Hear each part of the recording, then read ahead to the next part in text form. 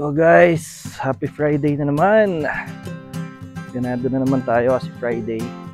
Medyo gloomy pero kanina maaraw mainit kanina.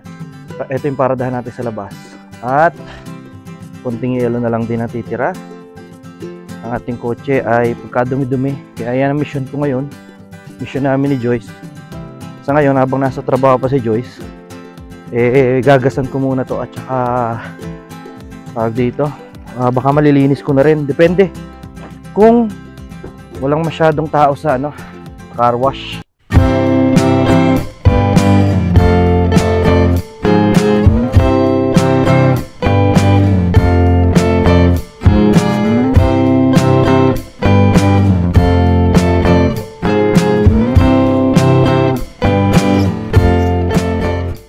Kasi sa totoo lang ayaw ko talaga nang pumipila sa car wash.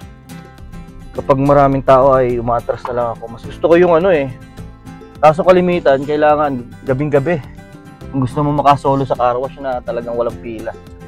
Kasi sa panahon ngayon na eto at sobrang bilis ng mag-dry up ng kalsada, napakadami nagpapa-car wash talaga. Sobrang dami. So ngayon, dahil Friday ngayon, try nating magpa-car wash. Isalang ko na rin yung ibang mga labahin namin. Yan assignment namin pag Friday. Para hindi inaabot si mami ng hating gabi sa paglalaba. Kailangan, before siya dumating, meron na kami mga naisalang. Meron na kami mga nalabahan. Yan ang aming sistema kapag Friday. Tapos yun nga pala, kahapon lang, February 27, may bago na namang malaking update na inilabas, itong IRCC sa pangunguna ni Mark Miller. Meron na naman siya nilabas na announcement kahapon. Good news and bad news So yung announcement niya kahapon is tungkol dito sa tinatawag na category based draw sa express entry. Mamaya bubuksan ko sa computer para makita natin kung ano ba yung tinutukoy ko, ano ba yung mga category based draw na sinasabi, ano ba yung mga category. Kasi ang isang malaking pagbabago dito guys is bukod doon sa mga usual na alam na nating laging kasama sa pinag-uusapang mga occupations na kailangan dito sa Canada, kagaya ng sa mga healthcare, tawag dito, construction, So bukod doon sa mga malimit na nating naririnig at malimit nilang binabanggit na may malaking pangangailangan ng Canada sa mga occupation na yon, merong nadagdag. Merong nadagdag na isang talagang vital at talagang alam kong marami ang makikinabang dito sa nadagdag na category na to, kung saan papasok yung mga occupations na in demand dito at alam kong marami ang nakakapasok dito, especially dito sa Alberta. At yun nga yung education. So yung education category na kasama ang mga teachers, primary, secondary teachers, elementary teachers, kindergarten, at ang pinakamahalaga is yung early childhood education, early childhood educators and assistants. Kung saan doon sa mga bago lang sa channel namin, kung saan dito rin kabilang yung occupation or yung trabaho ni Joyce. Yun yung pinag-aralan niya, yung early childhood education. So ano ba yung magiging impact nito? At saka paano ito makakatulong? Pag-usapan natin mamaya. Pag sinabi natin category-based draws, ibig sabihin, magkakaroon ng specific na mga draws sa express entry na ang kasali lamang ay itong mga tao o mga applicants, PR applicants, na nasa ganitoong trabaho or nasa ganitong occupation. Kumbaga, hindi na nila kailangan mag-compete with other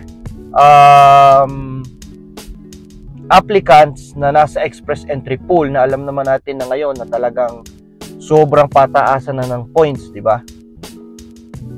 So napakalaking bagay nung tinatawag na category-based draws kasi doon kayo lang mismo talagang kung sino lang mismo yung mga nandoon sa ganung field, kayo lang yung kumbaga magko-compete laban sa isa't isa, Naalala ko noon sa pagbo-vlog, minsan may mga nagtatanong sa akin kung ang early childhood education nga daw dito sa Canada ay in demand. ano. Pero ngayon, mas makikita na natin, no, mas masasagot na natin based dito sa recent update ng IRCC kung talagang in demand ang early childhood education. The fact na napasama siya dito sa category-based express entry draws, ibig sabihin lang nun na in demand talaga siya. And Joyce being in the field, ano, talagang nakikita niya yung kakulangan ng mga early childhood educators sa mga centers. Talagang palaging hiring, palagi nilang kailangan ng tao. Marami ngayon yung nakakakuha ng certificate, level 1 certificate dito sa Alberta at nakakapag part-time din sila or casual na nagtatrabaho sa mga daycare centers. Before kami nag-isip na magpuntang Canada through International Student Pathway, syempre, inalam namin kung ano yung course na pwedeng or ano yung program na pwedeng kuhanin ni Joyce at syempre, pinaka-align talaga yung early childhood education kasi yun yung talagang inline sa trabaho namin sa Pilipinas. So, isa yun sa factor. Pero syempre, inalam din namin yung employment prospects, ano. At nagtanong-tanong tayo doon sa mga nagvo-vlog at saka doon sa mga nasa Facebook groups na mga nandito na mismo sa Alberta. Sa Alberta specifically talaga ang tinanong namin kasi nga dito namin balak pumunta kung kumusta yung employment. And so far, yung mga nakuha namin sagot noon before pa kami nagpunta dito is madali naman talagang humanap ng trabaho sa daycare centers, early childhood educators. Kaya yun, lalo nagpatibay ng ng decision namin na sige, pwede natin i-take yan. And then, yun na rin yung magiging PR pathway namin. Hopefully, yun ang aming inisip noon before kami nagpunta dito. At so far, hindi naman nga naging mahirap ang paghahanap ng trabaho. Yun nga lang, sa usapin ng permanent residency, talagang hindi natin masasabi yung mabilis kasi wala nang mabilis talaga. Diba? Buti nga ngayon na napapansin na at napapasama na sa mga category-based na tinatawag sa express entry. Dati naman hindi eh. Ang amin talagang inasahan dito na PR pathway is yung provincial nomination ng Alberta. Yung AAIP, AOS, yung after na makapag-aral ng 2 years ng early childhood, ma-employ ka ng 6 months sa ganoong field and pwede ka nang mag-apply for AAIP AOS para mabigyan ng nomination ng probinsya. At so far, yun yung path na tinatahak namin.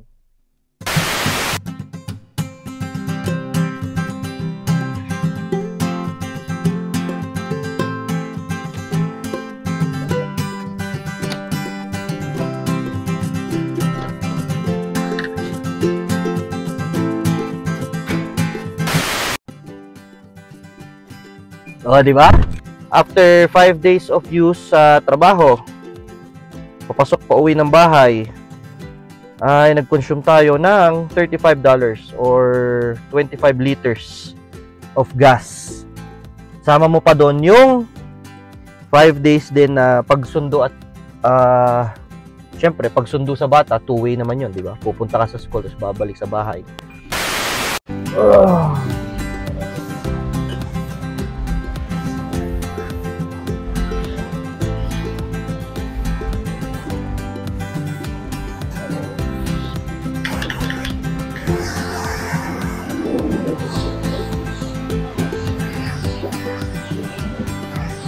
One eternity later. Pupunasan ko lang. Alam nyo dati, nung bago ako dito, pag nagpapakarwash ako laging sa automatic. Pero mula nung nagtry ako na mag-manual, na de-spray na ganyan, hindi na ako kahit kailan nag-automatic pa ulit. Kasi ang nagagastos ko sa isang pakarwash na automatic ay siguro mga 3 beses na car wash na dito. Halimbawa, nakakita kayo na makinis na sasakyan sa parking lot, tingnan nyo yung plate number. Pag ang plate number nun is putik-putik, tapos may gahat-gahat na parang binrush pero hindi natapos, ibig sabihin sa automatic yung nagpa-car wash, hindi lahat ng area ay nalilinis or nakukuskus. mas magaling pa yung ikaw ang mag-spray, nakikita mo kung aling area talaga ang kailangan na tutukan, 'di ba? Plus nakakatipid pa nga. Kaya mula nung nag-try ako dito sa manual na car wash, hindi na ulit ako nag-automatic. Sunduin ko na sila, may pasahero pa kami. May dayo. Hello. Iniwan to ni parin dyan kasi susundo sila. Miss na yung kalaro niya, oh. Terno pa ng jacket. Terno pa ng jacket. Nag-Walmart pa lang sila dito dyan. The next day. So, ito nga guys, buksan natin. Ito yung kinukwento ko sa inyo kanina na recent announcement ni Mark Miller. So, sinasabi dito that the federal government has announced the targets in its latest effort to address labor shortages, guys. No? Yan yung kanilang ina-address. Through economic immigration, promoting jobs in healthcare and social services, education, and the trades as prioritized pathways to permanent residence. Ano-ano ba yung mga category na kasama dito, no? Sa category-based selection? At ano yung basihan? Bakit nila napili itong mga categories na to as the most important jobs na ngayon sa Canada, na kailangan ng Canada? So, dito natin yan makikita sa mismong website ni Canada, canada.ca. So, Canada announces 2025 Express Entry category-based draws plans for more in-Canada draws to reduce labor shortages. Para sa marami nating mga kababayan, magandang balita na din ito, no? Kasi kung sakali nga na magkaroon ng category-based selection at ang trabaho mo or meron kang experience doon sa mga sinasabing trabaho under nitong mga priority categories na to, malaki yung chances mo na ma-PR ka through the express entry, ano? Kung meron kang express entry profile at pasok ka dito sa mga trabaho na to. Okay, so who is eligible for each category? Ang eligibility niya is meet the minimum criteria for express entry. Ibig sabihin guys, ang unang-unang kailangan nyo ay makagawa kayo ng express entry profile at makapasok kayo doon sa kahit isa doon sa tatlong categories ng express entry. Sa Federal Skilled Worker Program, Federal Skilled Trades Program, or sa Canadian Experience Class. So ituloy natin. Ayan. Ang galingan nitong website na ito So kung gusto nyo makita, i-click nyo lang itong mga isa-isa itong mga bullet na to. And makikita nyo na yung eligibility niya. Paano ka makakapasok dyan.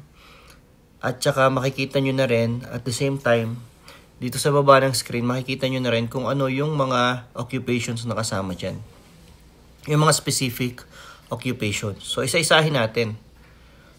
Yung French, yung French language proficiency, yung healthcare, STEM, trades. Ito, lagi na nating naririnig dati pa, na talagang malaking pangailangan ng Canada. Kaya maraming occupation ang mga kasama dyan, lalo na dito sa trades. Kasi nga, ang construction, kulang sa construction workers ang Canada, Tsaka sa mga skilled trade workers, kaya maraming kasamang occupation dyan. Pero umpisa muna natin dito sa French language proficiency. Sino ba ang eligible dyan? Ang eligible dyan para makapasok is kailangan ang isang applicant makapag-take ng French language test. At makakuha siya ng score of 7 in all 4 language abilities. Kung na masyadong i-explain yan, at kasi nga, sabi ko, papasadahan lang natin kung ano-ano yung mga occupation. Kasi yun lang naman yung talagang pinaka-mahalaga at yun ang pinaka-gustong malaman ng mga kababayan natin. Ano ba yung mga occupations na pwedeng makasama dito sakalit magkaroon nga nitong category-based selection na to. Ang mga nangyayari kasi niyan guys, parang ang mga draws nga lang sa express entry, hindi natin masabi kung kailan ginagawa or gaano kadalas gagawin kasi hindi talaga hindi naka-schedule yan na definite Kung hindi nasa sa kanila talaga yan, nasa federal yan kung kailan sila nagdo-draw. So, makikita na lang natin kapag may announcement na kapag nag-draw na at ilan yung mga invitation to apply na ipinamigay nila. So, kapag nagkaroon ng ganyan, ng category-based selection, ang kagandahan yan, mapaprioritize yung mga applicants or yung mga nasa express entry pool na nagtatrabaho dito sa mga tinutukoy dito sa 6 na priority na categories. So, punta tayo dito sa healthcare. Ayan. So, bale sa karamihan dito, ang eligibility is ito. Pare-parehas lang halos na have accumulated within the past 3 years at least 6 months of full-time continuous work experience in a single occupation listed in the table below.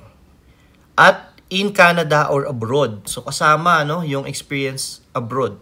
Hindi lang yung in Canada. Okay. So, buksan natin. Ano yung mga occupations na kasama dyan? Kung gusto nyong i-screenshot nyo na lang to or ilalagay ko na lang dito sa description yung link under healthcare and social services. Ayan yung unang first 10. Ayan yung pangalawa. Guys, hindi lang mga tier 1 and tier 2 ang pasok dito. Kasi kung titingnan nyo, like medical laboratory assistants, nurse aides, orderlies, and patient service associates, puro tier 3 yan. Pero nakasama sila dito, di ba? Ayan pa. Yan na yun lahat. Ayan. 37 occupations under ng healthcare and social services occupations. Okay, punta naman tayo sa Science, Technology, Engineering, and Math or STEM. Under ng STEM, kung makikita nyo or kung titingnan nyo to, same lang ang kanyang eligibility. Pero yun nga lang, iisa na lang yung occupation na kasama, mechanical engineers. Yun na lang. Trade occupations, ito yung marami. Trade occupations, ayan. Same ang eligibility. Ayan, i-highlight ko, ayan. So, same lang. At ito yung mga trabahong kasama. Puntahan natin mula sa simula. Ayan. So, kung halimbawa, yung mga students, tapos yung kanilang mga asawa ay nakapagtrabaho dito sa mga occupations na to, naka 6 months sila under these occupations, mas maganda kung makagawa na kagad kayo ng express entry profile para sa kanya. Yun nga lang guys, tandaan nyo, before kayo makagawa ng express entry profile, ay syempre gagastos din kayo dyan. Kasi kailangan meron kayong ECA or Education Credential Assessment at meron din kayo ng IELTS or CELPIP. Kasi yun naman yung mga requirements para makagawa kayo ng express entry profile successfully. So kung wala yun, hindi rin kayo makakagawa. Kaya yun yung mauuna. Okay, ano pa? Next. Ayan. Yan lahat yung mga yung mga occupations under trade occupations. Next is agriculture and agri-food. Guys, isa na lang din ang nakasama dito. Butchers, retail, and wholesale. Yun na lang. And eto nga yung sinasabing pinakabagong addition, yung education occupations, which includes 5 occupations. Elementary and secondary school teacher assistants, that's tier 3, Instructors of persons with disabilities, early childhood educators, and assistants. Sa mga hindi nakakala mo, ito yung pinag-aralan ni Joyce dito sa Bow Valley at yan din yung kanyang mismong trabaho sa ngayon, yung early childhood educator.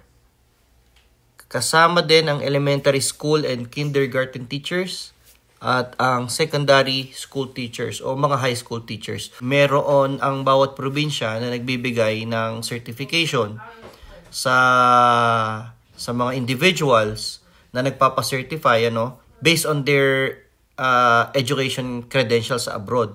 Let's say halimbawa kagaya ko, dahil ako ay nag-aral ng education sa Pilipinas, automatic pagdating dito sa Alberta, Ito lang ang kaya kong ma-share kasi ito lang yung alam namin kasi ito yung na-experience namin. Dito sa Alberta, nabigyan ako ng level 1 early childhood educator. Kasi nga, ang tinapos ko is education outside Canada. Sa Pilipinas, di ba? Kahit yung mga asawa ng mga students, yung mga naka-open work permit, nagagawa nilang makapasok as early childhood educator. Kasi nga, nakakapagpa-certify sila as level 1. So, yun. Marami tayong mga kababayan ang magkakaroon ng pag-asa dito na ito yung maging pathway for permanent residence nila. Kasi nga, ay pasok ito doon sa mga category, dito sa category ng education occupations. At ito yung pwedeng makasama doon sa tinatawag na category-based selection na mangyayari this 2025. So, yun lang ang aking may babalita sa inyo, ano, at yan ang recent announcement ni Mark Miller. So, kahit paano naman, ang alam ko, mayroon ding mga natanggal dito sa mga categories. Kagaya ng sa transport. Yun yung nawala dito. Pero kahit paano is marami din namang nadagdag at marami tayong mga kababayan na makakakita ng bagong pag-asa dito, no? For permanent residency. Lalo na ngayon na talagang napakahirap ng sitwasyon natin dito.